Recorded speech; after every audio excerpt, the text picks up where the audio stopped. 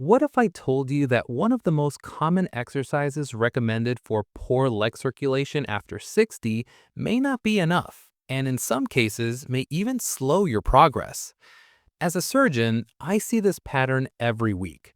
People do everything they're told. They walk every day, they elevate their legs, they wear compression socks, and yet they still struggle with cold feet, ankle swelling, burning sensations, numbness, and balance problems that seem to get worse over time.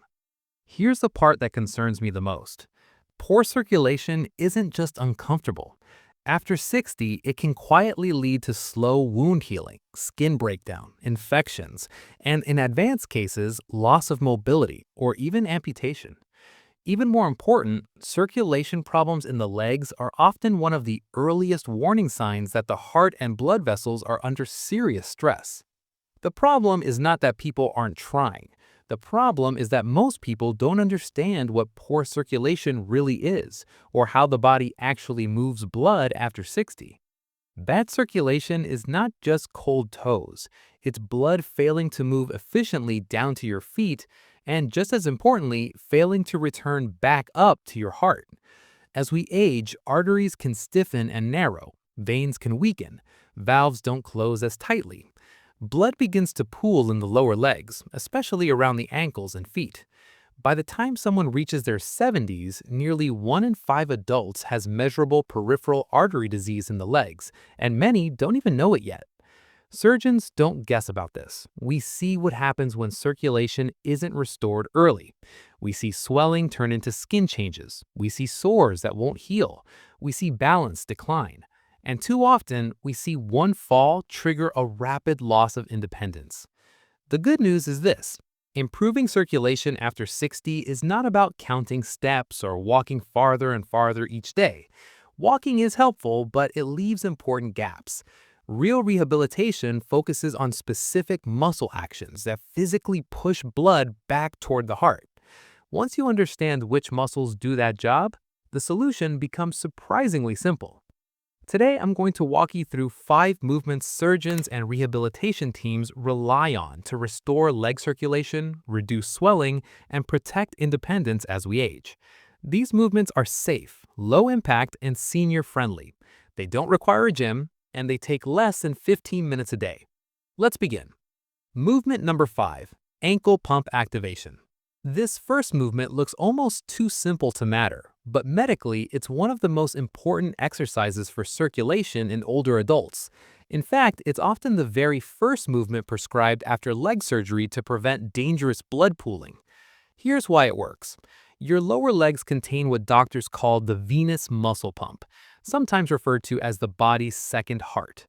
Every time certain muscles contract, they squeeze the veins in your legs and push blood upward toward your heart.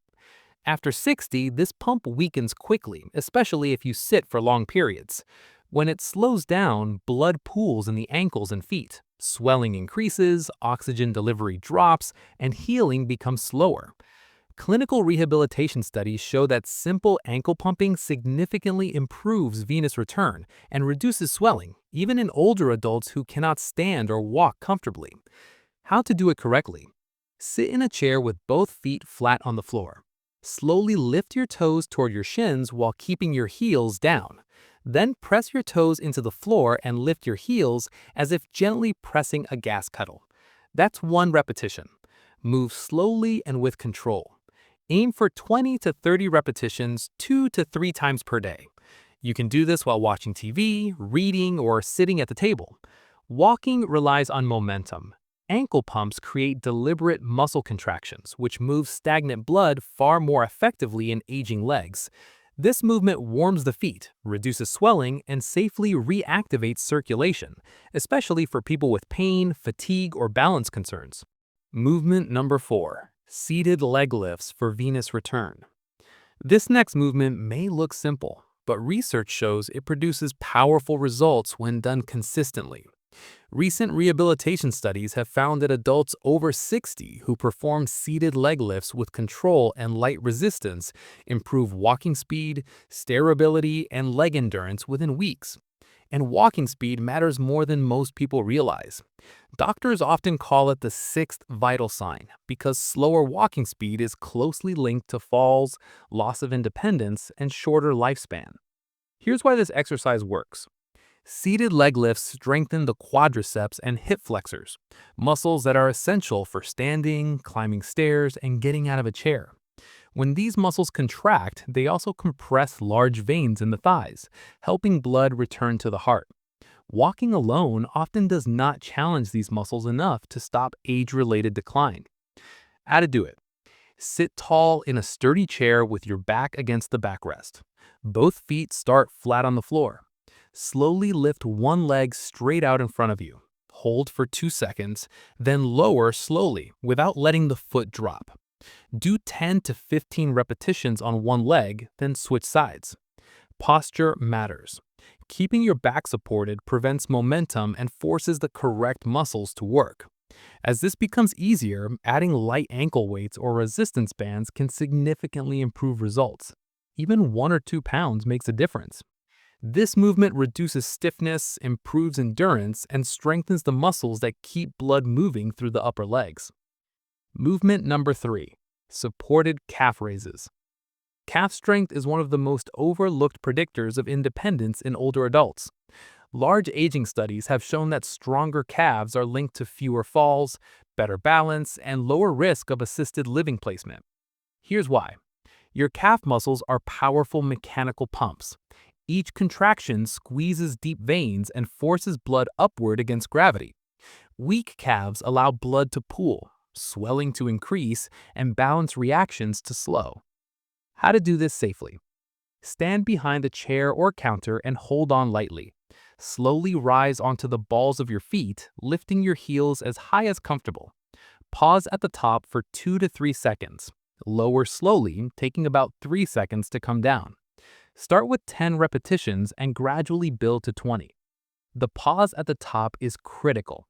It forces circulation, strength, and balance systems to work together, the same systems you rely on to prevent a fall. Movement number 2. Single leg balance hold. This exercise is not just about balance. It's about circulation, nerve function, and fall prevention all at once.